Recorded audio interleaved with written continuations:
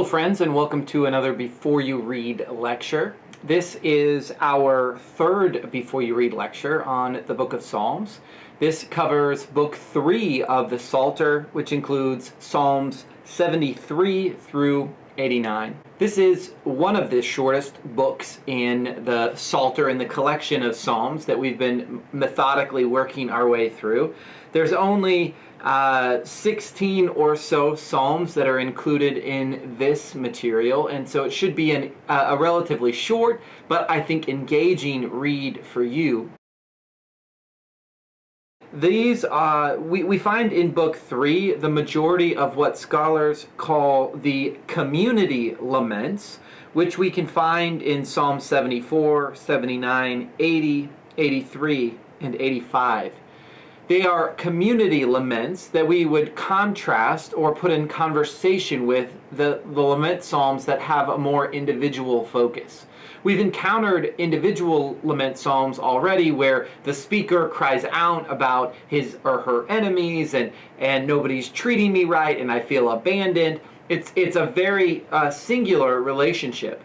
In contrast to that, the community laments are spoken more in the first person plural, we. It is capturing and giving voice to a collective experience.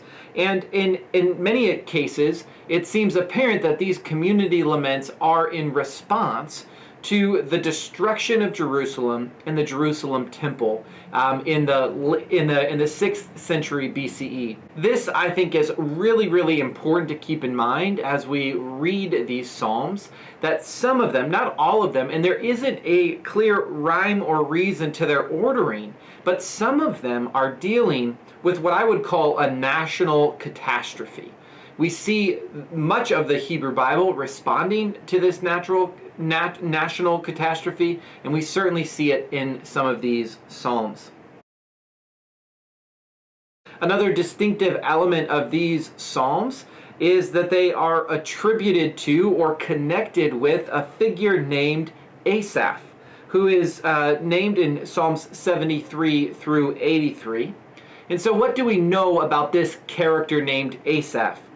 We know that Asaph was a musician, that he was from the tribe of Levi, and that he was appointed by King David to provide music when the Ark of the Covenant made its way to Jerusalem.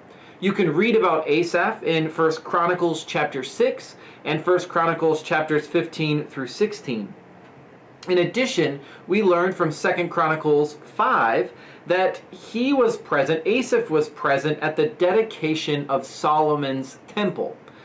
And there are references to Asaph's family's increased or continued role, in the reign of Josiah in the 7th century BCE, and even in the period of Ezra and Nehemiah in the 5th century BCE. So it seems as though Asaph, as a musician, became the sort of basis of a musical family that followed Israel all the way through from David into the destruction of the temple, into the divided kingdom, and then again into the restoration with Ezra and Nehemiah. So a very significant figure, sort of capturing or representing major ups and downs in the national life of Israel. As you read these Psalms, the first thing that I want you to look for is that national catastrophe. Pay attention to those community lament Psalms. And what are they giving voice to? What experiences are they focusing on? And how might that be important for continuing to read them today? How might they give voice to our own experiences of national or international catastrophe? The second thing to pay attention to with this part of the book of Psalms is what I would call is a tension between these Psalms that are sort of crying out about the destruction of Jerusalem and the destruction of Mount Zion or the Holy Hill on the one hand, and those that celebrate the glory of Mount Zion, or that celebrate how good it is to enter into the temple. These, again, aren't organized in any intuitive fashion. So you might have a psalm that is saying, God, why did you let this city be destroyed? And then just one psalm later is going to be a psalm about, hey, God, it's so good to enter into the courts of God's temple. So pay attention to that tension. And what do you make, how do you make sense of it? What do you make of that tension?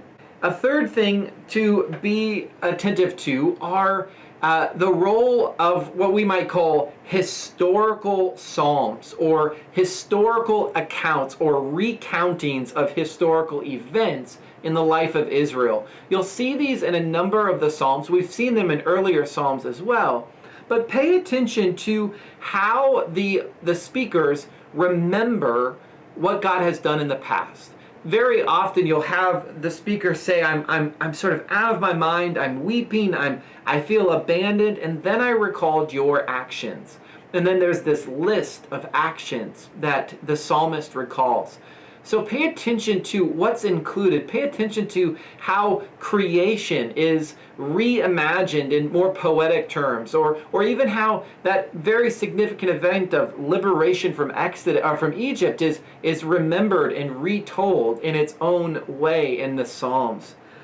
And with that, I would ask you to spend some time journaling or thinking, if you were writing your own psalm, what are the works or the events that you would recall in your spiritual life, in your spiritual history, or maybe the history of this church or this faith community, that you would turn to, that you would recount, that you would retell to yourself?